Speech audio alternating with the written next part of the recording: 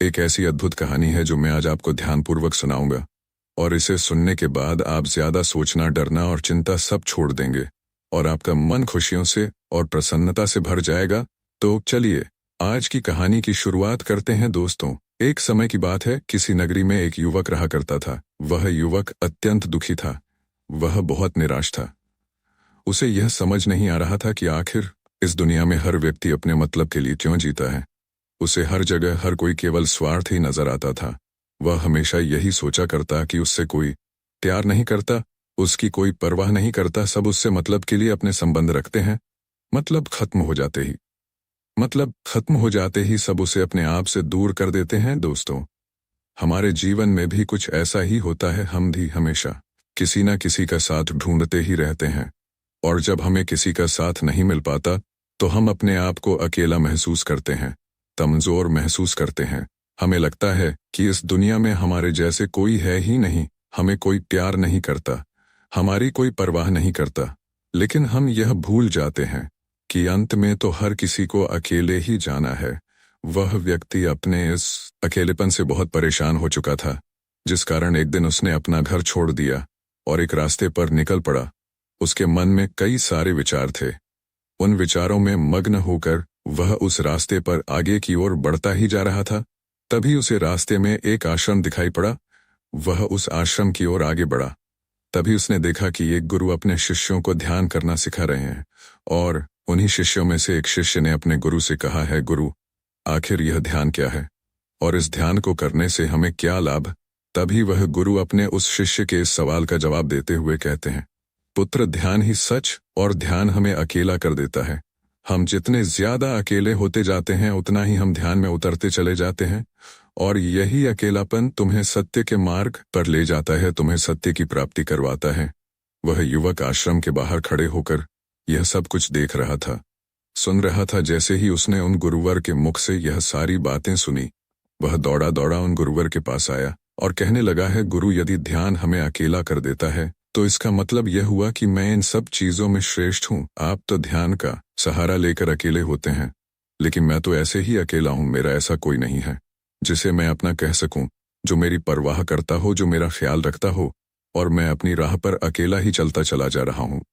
उस व्यक्ति की यह सारी बातें सुनकर उन गुरुवर ने उस व्यक्ति को ध्यानपूर्वक देखा, और उसके बाद उससे कहते हैं, भंते, अगर तुम अकेले हो तो तुम्हारे पीछे तुम्हारा पूरा परिवार, तुम्हारे मित्र, तुम्हारे शत्रु, तुम्हारे सगे संबंधी, इन सब को लेकर तुम कहाँ जा रहे हो।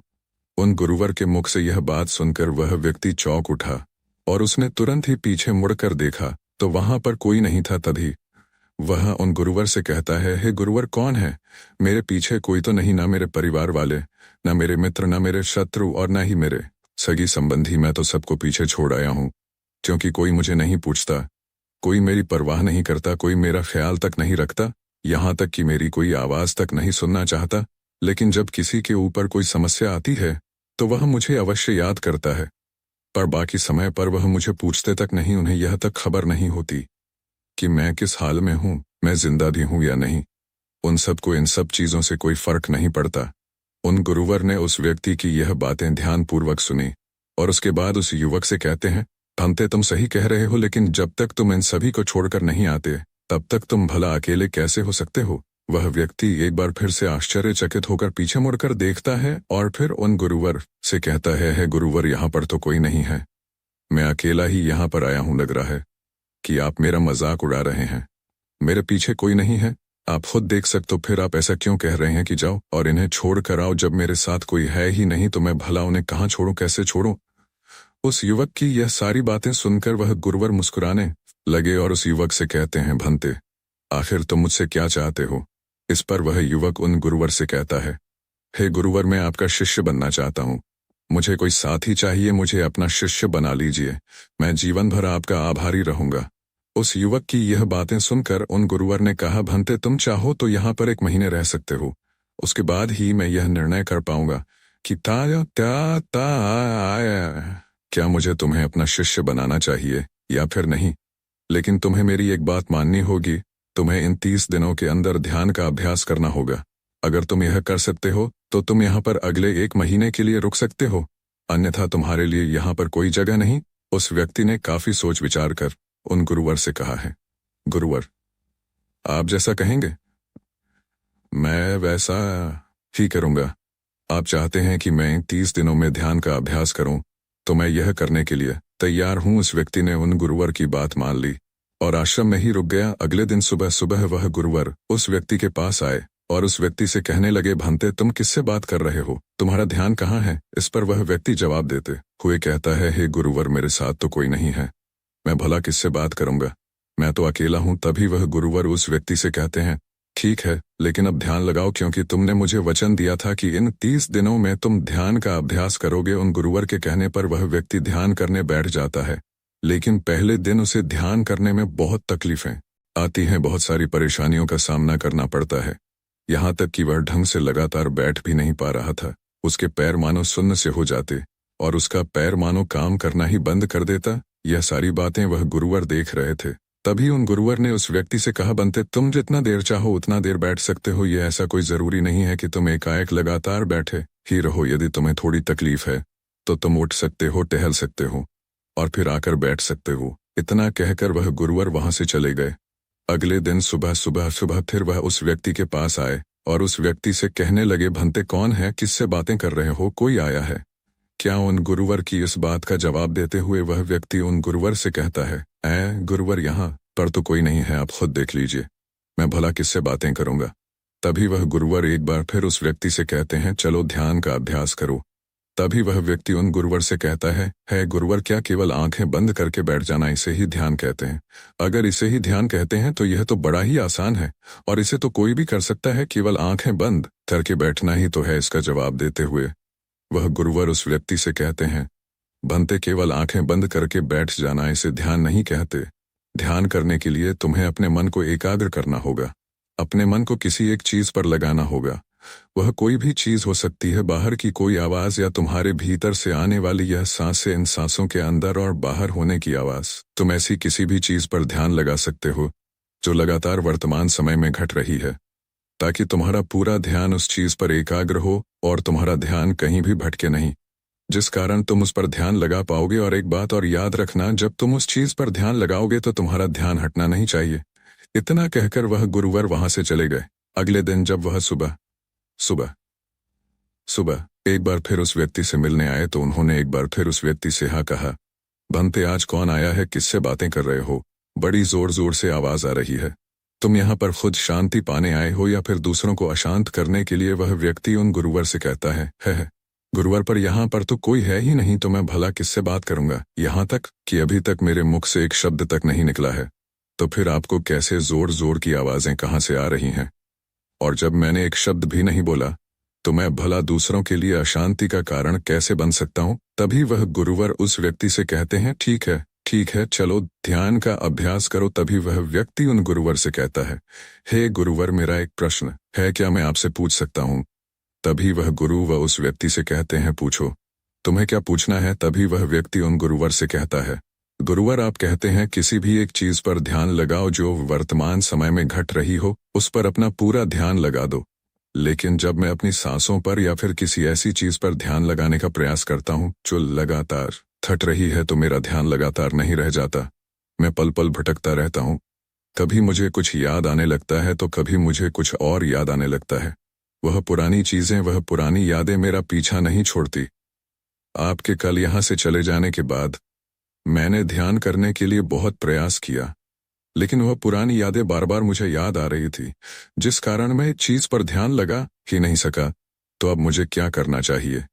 उस व्यक्ति की यह सारी बातें सुनकर वह गुरु मुस्कुराने लगे और वहां से चले गए। उन गुरुवर की हंसने की वजह उस व्यक्ति को समझ नहीं आई। अगले दिन सुबह सुबह एक बार फिर वह गुरु उस व्यक्ति के पास पहुंचे और कहा, भंते, यह तुम क्या कर रहे हो?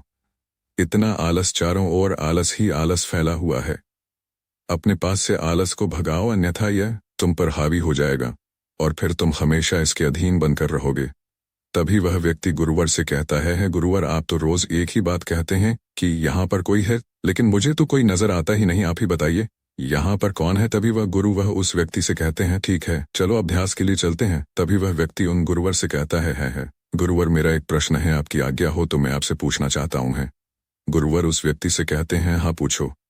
क्या प्रश्न है तुम्हारा? तभी वह व्यक्ति उन गुरुवर से कहता है, हे गुरुवर, आपकी कृपा से अब मैं पहले से बेहतर तरीके से ध्यान कर पा रहा हूँ, लेकिन अभी भी मुझे एक समस्या आ रही है, और वह यह है कि जब भी मैं अपनी सांसों पर ध्यान देता हूँ तो मेरा मन एकाग्र तो होता है और मैं पहले से ज्यादा और अच्छी तरह से ध्यान भी लगा पाता हूँ, लेकिन ध्यान लगाते लगाते मुझे नींद आने लगती है और मैं सो जाता हूँ। फिर उसके बाद मुझसे ध्यान नहीं हो पाता। उसके बाद केवल बस मुझे नींद ही नींद आती रहती है और मैं ध्यान की तरफ फिर अपने आप को मोड़ नहीं पाता। उस व्यक्ति की यह बात सुनकर वह गुरुवर उस व्यक्ति से कहते हैं, यह तो अच्छी बात है।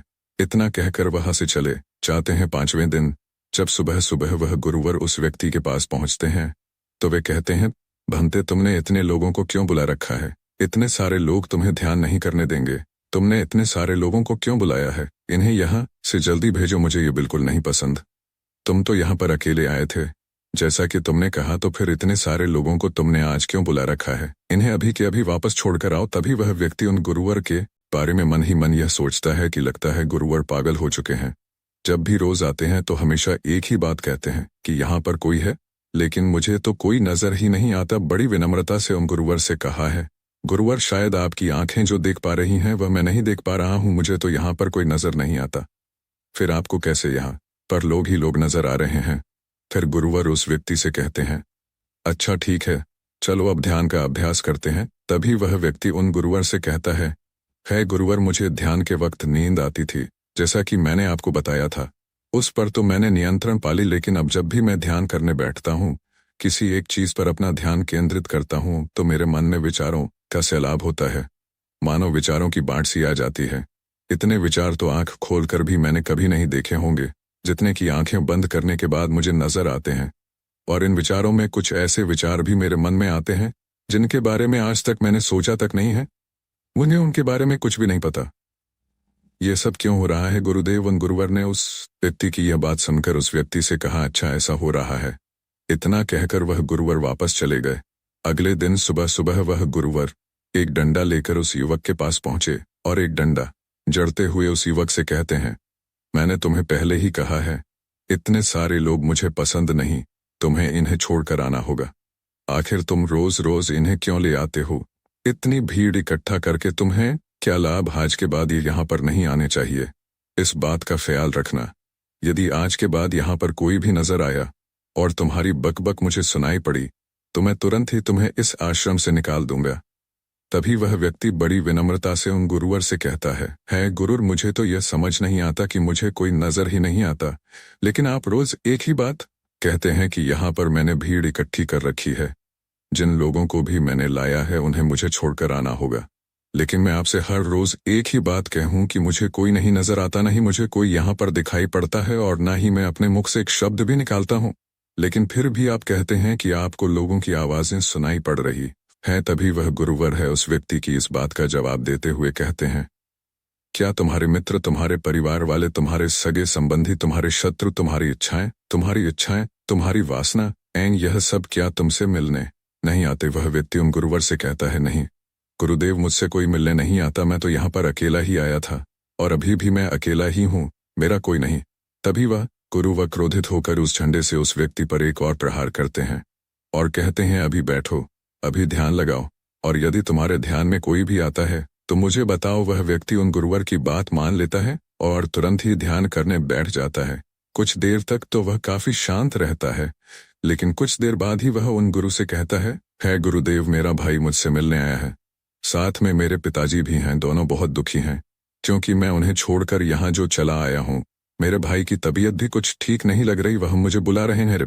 मेरे बड़े भाई की पत्नी अर्थात मेरे भाभी मेरे बड़े भाई के साथ अच्छा व्यवहार नहीं कर रही, और तो और मेरी प्रेमिका भी आई हुई है। वह मुझसे पूछ रही है कि क्या तुम मुझसे शादी करोगे या फिर मैं किसी और से शादी कर लूं। वह भी बहुत दुखी नजर आ रही है। और इतना ही नहीं, मेरे कुछ मित्र भी पीछे खड़े हैं जिनसे मैंने कुछ कर्ज लिए थे, आज वह मुझसे अपना कर्जा मांगने आए हैं। मुझे धोखेबाज कह रहे हैं, मुझे अपशब्द बोल रहे हैं, और वह साथ में मेरे कुछ शत्रुओं को भी लाए हैं, लेकिन मेरे शत्रु मुझे मारना नहीं चाहते। वह तो ये कह रहे हैं कि तू तो पहले से ही मरा हुआ है, तुझे और क्या मारना। इतना कहकर वह व्यक्ति कुछ देर के लिए शांत हो गया, लेकिन उसी के बाद फिर कुछ देर बाद वह एक बार फिर से उन गुरुवर से कहने लगा है, गुरुवर, अब मेरे पास एक बहुत बड़ा घर है इसे मैंने खरीद लिया है। मैं, मेरे पिता, मेरी माता, मेरा भाई, मेरी भाभी सभी इसमें बहुत मिलजुल के रह रहे हैं। हम बहुत खुश हैं। मैं अब अपने मित्रों से अत्यधिक अमीर हूँ। मेरे पास बेशुमार धन दौलत है। और तो और मैंने अपनी प्रेमिका से शादी भी कर ली है और इसका जश्न बना रहे हैं। इतना कहकर वह व्यक्ति एक बार फिर शांत हो गया और फिर कुछ देर बाद और फिर एक बार उन गुरुवर से कहता है लगातार वह मुझ पर मारने का प्रयास कर रहा है, लगातार वह मुझ पर प्रहार कर रहा है। मैं उसका चेहरा देखने का प्रयास कर रहा हूँ, लेकिन मुझे उसका चेहरा नजर नहीं आ रहा। इतना कहते कहते वह उन गुरुवर से कहता है, गुरुदेव, यह तो आप हैं जो मुझे मार रहे हैं और यह भी कह रहे हैं कि इतनी भीड़ को लेकर क्यों आए हो और इन्हें लेकर कहाँ जा रहे हो। मेरे साथ तुम्हें अकेले ही चलना होगा। इतना कहकर वह व्यक्ति ध्यान से उठ गया और उन गुरु के चरणों में गिर पड़ा और उनसे कहने लगा, हे गुरुदेव, आप सही थे। आप जो हमेशा कहते थे कि इस भीड़ को लेकर मैं कहाँ जा रहा हूँ, आप हमेशा यही कहते थे कि इन सबको छोड़कर आओ, लेकिन मुझे कोई नजर नहीं आता था। लेकिन आज मैंने उन सबको देख लिया जिन्हें मैं अपने साथ लेकर आया था, जिन्हें मैं अपने साथ लेकर घूम रहा था। और कोई मेरे साथ ही है, मेरे पास है। लेकिन मैं ये सोच रहा था कि आखिर मैं इतना बेचैन क्यों हूँ और मेरी बेचैनी की वजह क्या है। उस व्यक्ति की ये सारी बातें उन गुरुवर ने ध्यानपूर्वक सुनी और उसके बाद वह वहां से चुपचाप उठकर चले गए। उसके बाद से वह गुरुवर उसके पास कभी नहीं आए। लेकिन वह व्यक्ति हर रोज ध्यान का अभ्यास कर रहा था और पूरे 1 महीने बाद जब वह उन गुरुवर के पास पहुंचा तो उन गुरुवर से कहने लगा है, गुरुवर, जैसा कि आप कहते थे कि मैं हमेशा अपनी भीड़ को अपने साथ लेकर घूमता हूँ, तो आज मैंने उस भीड़ को विदा कर दिया है और अब मैं बिल्कुल अकेला हूँ। मेरे साथ कोई नहीं, मेरे साथ आप भी नहीं है, यहाँ तक कि मैं खुद अपने साथ नहीं हूँ। मैं एक परम शांति महसूस कर रहा हूँ। अब मुझे ऐसा प्रतीत होता है कि अब मेरे जीवन में कोई समस्या नहीं है, कोई समाधान नहीं है। मैं बहुत हल्का महसूस कर रहा हूँ, मैं बहुत अच्छा महसूस कर रहा हूँ और इस शांति में जो आनंद है इसका क्या कहना। तभी वह गुरुवर उस व्यक्ति से कहते हैं, भंते, अगर तुम चाहो तो इस अकेलेपन को लेकर तुम अपनी दुनिया में वापस जा सकते हो। अव्याधि, तुम उस संसार में वापस भी लौट जाओ। भले ही लोग तुम्हारे आसपास क्यों ना रहे, भले ही पूरी भीड़ तुम्हारे साथ क्यों ना रहे, लेकिन फिर भी तुम अकेले ही रहोगे। फिर चाहे वह तुम्हारे रिश्तेदार हो, सगे संबंधी हो, परिवार वाले हो, तुम्हारे मित्र, तुम्हारे शत्रु, तुम्हारी भावनाएं या फिर तुम्हारी प्रेमिका, इन सबके साथ रहकर भी तुम पूर्ण रूप से अकेले ही रहोगे।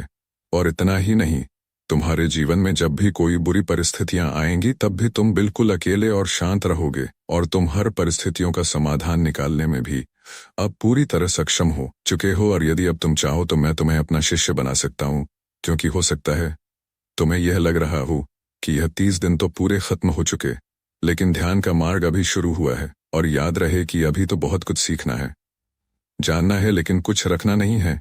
यह मार्ग अभी शुरू हो रहा है और यह मार्ग अति लंबा है और इस मार्ग की शुरुआत शांति से ही होती है। तभी वह व्यक्ति उन गुरुवर को प्रणाम करता है और उनसे कहता है, हे गुरुवर, मैं अपने घर वापस लौटना चाहता हूँ, अपने उस संसार में वापस जाना चाहता हूँ, ताकि मैं अपनी जिम्मेदारियों को निभा सकूं और साथ ही साथ इस मार्ग पर भी आगे बढ़ यदि आपकी आज्ञा हो। इतना कहकर वह व्यक्ति शांत हो गया। तभी वह गुरु मुस्कुराने लगे और उस व्यक्ति से कहते हैं, भंते, मन शांत हो तो सब हो सकता है। तुम संसार में रहकर भी अकेले रह सकते हो, लेकिन एक बात याद रखना कि हमें सीखना बहुत कुछ है, जानना बहुत कुछ है, लेकिन रखना कुछ भी नहीं। अब तुम जा सकते हो, तुम्हारा कल्याण हो। तो दर्शकों, चलिए अब ज्यादा सोचने के ऊपर अगली कहानी की शुरुआत करते हैं। संपूर्ण मानव जात एक दौड़ में लगी हुई है, एक ऐसी दौड़ जो कभी पूरी नहीं होती, जो उसके जन्म के साथ शुरू होती है और मरने तक उसका पीछा नहीं छोड़ती। लेकिन क्या कभी आपने ध्यान दिया है कि यह दौड़ किस चीज की है? जरा ठहर कर खुद से पूछिए कि आप किसके पीछे दौड़ रहे हैं और वास्तव में क्या यह दौड़ कभी पूरी हो सकती है? जिन भौतिक सुख सुविधाओं को इकट्ठे करने में इंसान लगा रहता है, क्या वास्तव में वह भौतिक सुख सुविधाएं उसे शांति या फिर आनंद प्रदान कर सकती है? सिकंदर ने मरने से पहले अपने सभी मंत्रियों को कहा था कि जब मेरी अर्थी उठाई जाए तो मेरा शरीर ढका हुआ नहीं होना चाहिए, मेरी हथेलियां खुली होनी चाहिए, ताकि सारी दुनिया यह देख सके कि जो सिकंदर पूरी दुनिया को जीत सकता था वह भी अपने साथ कुछ नहीं ले जा सका। उसके हाथ खाली के खाली रह गए। लेकिन जीवन की बागडोर ऐसी होती है कि उसे कभी ठहरने का वक्त ही नहीं मिलता। कभी वह सोच विचार ही नहीं करता कि जीवन का सबसे बड़ा सुख क्या है और इसके विपरीत जीवन का सबसे बड़ा दुख क्या है। सुख सुविधाएं तो बहुत लोग इकट्ठा कर लेते हैं, लेकिन सही मायने में उसका भोग कितने लोग कर पाते हैं? वही भौतिक वस्तुएं जो उसने अपने आनंद, अपनी शांति के लिए संग्रहित की थी, वही सुख सुविधाएं उसके दुख का कारण बन जाती हैं। जब पैसा नहीं कमाया था तो पैसा न होने का दुख था, और जब पैसा कमा लिया तो वही पैसा उसके बच्चों के लिए या उसके लिए झगड़े का कारण बन जाता है। तो फिर कैसे सुख सुविधाएं, किन चीजों के पीछे आप भाग रहे हो? आज की जो कहानी मैं आप लोगों को सुनाने वाला हूं, उसमें आपको जीवन का सबसे बड़ा दुख और सबसे बड़ा सुख पता चलेगा। इससे पहले कि आप इस कहानी में खो जाएं, इस चैनल को सब्सक्राइब जरूर कर लें। तो चलिए कहानी शुरू करते हैं। अपनी गरीबी के दिन याद करके सेठ नानंद की आंखों में आंसू आ गए। आज उसने जीवन में सब कुछ हासिल कर लिया था। सारी सुख सुविधाएं उसके पास थी। घर में नौकर चाकर थे, हजारों लोग उसके नीचे काम करते थे, जो उसकी एक आवाज पर उसके पास खड़े होते थे। लेकिन सारे होते थे, लेकिन फिर भी आज सब कुछ हासिल कर लेने के बाद भी वह दुनिया में अपने आप को सबसे गरीब आदमी समझ रहा था। आखिरकार अपनी गरीबी के दिन याद करके उसकी आंखों में आंसू आ गए। उसके पास कुछ नहीं था, लेकिन तब भी वह प्रसन्न रहता था। लेकिन आज सब कुछ होने के बाद भी वह प्रसन्न नहीं था। और दुनिया में वही आदमी सबसे गरीब होता है जो सब कुछ होते हुए भी अकेला महसूस करता है। उसे एहसास होने लगा था कि धन संपदा या भौतिक सुख सुविधाएं उसके मन की पूर्ति नहीं कर सकती। लेकिन अब तो बहुत देर हो चुकी थी। उसका पूरा जीवन बीत चुका था। अब पूरे जीवन की कमाई उसे व्यर्थ लगने लगी। उसे लगने लगा कि उसने जो कुछ कमाया वह सब यूं ही था, व्यर्थ था। यह एहसास उसे जीवन में पहले कभी नहीं हुआ था। काश उसे यह एहसास पहले हो गया होता, तो वह ठहर जाता, रुक कर चिंतन करता कि जो चीज वह इकट्ठी कर रहा है, क्या वास्तव में वह इकट्ठी करने लायक है। अगर उसे यह बात पहले पता चल गई होती तो वह अपने जीवन में सार्थकता खोजने की कोशिश करता। वह उस रहस्य के बारे में खोज करता जो उसके मन की पूर्ति करता, जो उसके मन की पूर्ति करता, जो उसके मन की पूर्ति करता, जो उसके जीवन को संपूर्ण बना देता। उसने अपने दोनों बेटों को अपने पास बुलाया और उन्हें जीवन की सीख समझाने की कोशिश करने लगा। सेठ ने अपने बेटों से कहा कि बेटा, मेरे को तो जीवन में कोई बताने वाला नहीं था, सही रास्ता दिखाने वाला कोई था ही नहीं, इसलिए मैं उस रास्ते पर चलता रहा जिसका कोई अंत नहीं था। और आखिर में पहुंचकर मुझे महसूस हुआ कि जितना रास्ता मैं तय करके आया हूं उतना ही रास्ता बाकी और है। शायद मैं गलत रास्ते पर निकल पड़ा था और अब इतना समय नहीं बचा कि मैं नए रास्ते पर फिर से नया सफर शुरू करूं। उसने अपने दोनों बेटों से कहा कि बेटा, पता है दुनिया में सबसे बदनसीब आदमी कौन होता है? वो जिसके पास सब कुछ होते हुए भी कुछ नहीं होता, जो अपने आप को सब कुछ होते हुए भी अकेला महसूस करता है। भला इससे बड़ा दुख, इससे बड़ी बदनसीबी और क्या हो सकती है? यह सुनकर उसके बड़े बेटे ने कहा कि पिताजी, सब कुछ तो आपके पास है, धन संपदा, पूरा परिवार, सारी खुशियां आपके पास है, लेकिन फिर भी आप अपने आप को बदनसीब क्यों समझते हैं? उसका बड़ा बेटा वह नहीं समझ पा रहा था जो उसके पिता उसे समझाने की कोशिश कर रहे थे। फिर भी उसने अपनी बात को समझाने की कोशिश करते हुए कहा, अभी तुम्हें लगता है कि जीवन में तुम्हारे पास सब कुछ है। मुझे भी तुम्हारे उम्र में ऐसा ही लगता था, लेकिन अब मैं बूढ़ा हो चला हूं। कुछ समय बाद मेरी मृत्यु भी नजदीक है और अब मुझे एहसास हो रहा है कि दुनिया में तो सब कुछ पीछे छूट जाता है। घर, परिवार, रुपया, पैसा, धन संपदा, सब कुछ यही रह जाता है। और आखिर में मेरे साथ जाएगा क्या? क्या मैं दुनिया में सबसे अकेला इंसान नहीं हूं? क्या मैं दुनिया का सबसे बदनसीब आदमी नहीं हूं, जिसके पास सब कुछ होते हुए भी वह अपने साथ कुछ भी नहीं ले जा सकता? सेठ के बेटे ने सेठ से सवाल पूछा कि पिताजी, फिर दुनिया में क्या इकट्ठा करना चाहिए? ऐसे तो हर इंसान अकेला ही होता है। कौन इंसान इस दुनिया में भला ऐसा होता है जो अपने साथ इस दुनिया की सुख सुविधाएं या फिर अपना परिवार को साथ लेकर जाता है? सब लोग तो अकेले ही जाते हैं। फिर तो दुनिया में हर एक आदमी बदनसीब ही हुआ। यही सवाल सेठ के मन में भी उठ रहा था, लेकिन उसके खुद के पास इसका कोई जवाब नहीं था। तो वह अपने बेटे को भला इसका क्या उत्तर देता? इसीलिए उसने अपने बेटे से कहा कि बेटा, मैं खुद इस सवाल का जवाब तलाश रहा हूं। अगर एक आदमी के पास सब कुछ होते हुए भी वह अकेला है, उन भौतिक सुख सुविधाओं का वह भोग नहीं कर पा रहा है, तो वह सबसे बड़ा दुख हुआ। मैं मानता हूं दुनिया का सबसे बड़ा दुख यही है कि आपके पास सब कुछ होते हुए भी आप अकेलापन महसूस करो। लेकिन इसके विपरीत दुनिया का सबसे बड़ा सुख क्या हो सकता है? इस सवाल का जवाब तो मेरे बेटे मुझे भी नहीं पता।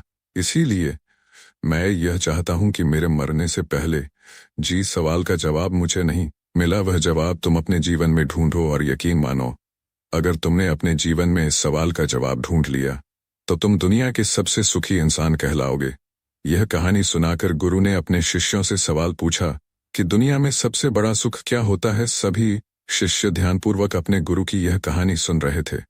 संध्या का समय था। धीमी धीमी हवा चल रही थी जिससे कि पेड़ की पत्तियां हिल रही थी। आसमान में पक्षी सहजा रहे थे। सूर्य अस्त होने को आया था और सभी शिष्य अपने गुरु से इस सवाल का जवाब जानना चाहते थे। लेकिन इससे पहले ही गुरु ने अपने शिष्यों से सवाल पूछ लिया। इसका उत्तर देते एक शिष्य ने कहा कि गुरुदेव, दुनिया में सबसे सुखी इंसान वही है जिसका शरीर सुखी है। अगर आपके शरीर में बीमारियां हैं तो आपके पास कितनी भी भौतिक सुख सुविधाएं हो, आपके लिए वह व्यर्थ है। और इसके विपरीत, अगर आपका शरीर सुखी है, अगर आपका शरीर स्वस्थ है, तो चाहे आपके पास कुछ भी नहीं हो लेकिन उसके बावजूद आप अपने जीवन में सुखी रहोगे। इसीलिए संसार का सबसे बड़ा धन हमारा शरीर होता है। यह सुनकर दूसरे शिष्य ने उसका विरोध करते हुए कहा कि गुरुदेव, दुनिया में बहुत से लोग ऐसे हैं जिनका शरीर एकदम स्वस्थ है लेकिन बावजूद इसके वह अपने जीवन में सुखी नहीं है।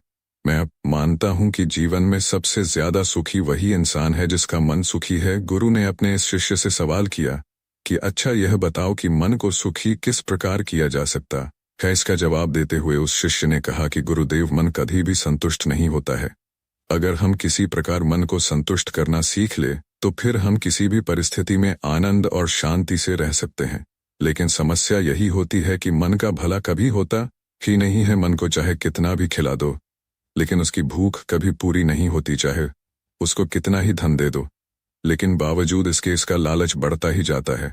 अब गुरु ने सभी शिष्यों को समझाना शुरू किया। गुरु ने कहा कि अज्ञानतावश मनुष्य कभी यह समझ नहीं पाता कि उसका मन हमेशा से खाली था, लेकिन व्यर्थ की चिंताएं, व्यर्थ के लक्ष्य अपने जीवन में बनाकर उसने अपने मन को बांध लिया। जिस मन की प्रवृत्ति हमेशा खाली रहने की थी, उसने उस मन को कूड़े कचरे से भर लिया। इसीलिए वह मन जो बचपन में हमेशा खाली रहता था, हर चीज में, हर खेल में आनंद ढूंढ लेता था, अकेले में भी आनंद पूर्वक शांति पूर्वक रहता था, अब वही मन सब कुछ मिल जाने के बाद भी हमेशा दुखी रहता है। लेकिन अगर इंसान सिर्फ वर्तमान में रहना सीख ले, सिर्फ इतना सा होश प्रकट कर ले कि उसे हमेशा वर्तमान में रहना है, ना तो भविष्य की कल्पनाओं में, ना अतीत की यादों में, सिर्फ वर्तमान में, सिर्फ इस एक सूत्र से वह अपने पूरे जीवन को बदल सकता है। वर्तमान में रहकर सभी सूक्ष्म सुविधाओं का भोग करना, पूर्ण होश के साथ, पूर्ण आनंद के साथ हर एक चीज का भोग करना, सिर्फ यही जीवन को सुखी बना सकता है। हम हर चीज को, हर काम को, हर रिश्ते को आधे अधूरे मन से निभाते हैं। जैसे कि खाना खाते समय हमारा दिमाग कहीं रहता है, हमारा शरीर कहीं रहता है, और इसीलिए जब शरीर और मन में दूरी पैदा होती है तो उससे तनाव पैदा होता है। अगर आपका शरीर और आपका मन और मस्तिष्क सभी एक जगह पर संगठित होना सीख ले तो फिर आप अपने जीवन में उस शांति, उस आनंद का एहसास कर पाएंगे जो बड़े बड़े योगी पहाड़ों में तपस्या करके प्राप्त करते हैं। लेकिन इसके लिए जीवन में ज्ञान के प्रकाश का उदय होना बहुत आवश्यक है, क्योंकि अज्ञानता में आप अपने मन को कभी नहीं समझ पाएंगे। मन को समझना इस दुनिया का सबसे कठिन कार्य होता है। अगर आप अपने मन को जबरदस्ती वर्तमान में खींच कर लाने की कोशिश करेंगे तो आप बहुत जल्दी परेशान हो जाएंगे। यह कार्य बड़े धीरे धीरे, बड़ी निष्ठा और प्रेम के साथ किया जाता है, बड़े संयम के साथ किया जाता है। अगर आप इसको जबरदस्ती करने की कोशिश करेंगे तो आप तनाव में आ जाएंगे, आप बहुत जल्दी हार मान लेंगे। इसलिए कदम कदम पर आगे बढ़ा जाए तब मंजिल सामने ही है। और यह कहकर गुरु ने सभी शिष्यों से कहा कि अब हम ध्यान करेंगे। ध्यान करने से मनुष्य का मन, उसका मस्तिष्क वर्तमान में स्थापित होना सीख जाता है। धीरे धीरे प्रतिदिन ध्यान का अभ्यास करने से वह उस आनंद और शांति का अनुभव कर पाता है जो सांसारिक वस्तुओं में कहीं नहीं मिलता, जो किसी भौतिक सुख सुविधा में नहीं मिलता। और इसके बाद सभी शिष्य अपने गुरु के साथ ध्यान में लीन हो गए। दोस्तों, मैं उम्मीद करता हूं कि यह कहानी सुनने से आपके जीवन में अच्छे बदलाव आए होंगे। आपको इस वीडियो से क्या सीखने मिला, यह कमेंट करके जरूर बताएं, और अपने परिवार, दोस्तों या आपके करीबी इंसान के साथ यह कहानी शेयर करके उन्हें भी इस ज्ञान से परिचित करवाएं। बाकी अगर आपको यह वीडियो दिल से अच्छी लगी हो तभी इस वीडियो को लाइक कर देना, और आपने अब तक इस चैनल को सब्सक्राइब ना किया हो तो चैनल को सब्सक्राइब भी जरूर कर देना। आपका हर दिन शुभ हो और खुशियों से आपका जीवन भरा रहे। धन्यवाद। नमो बुद्धाय।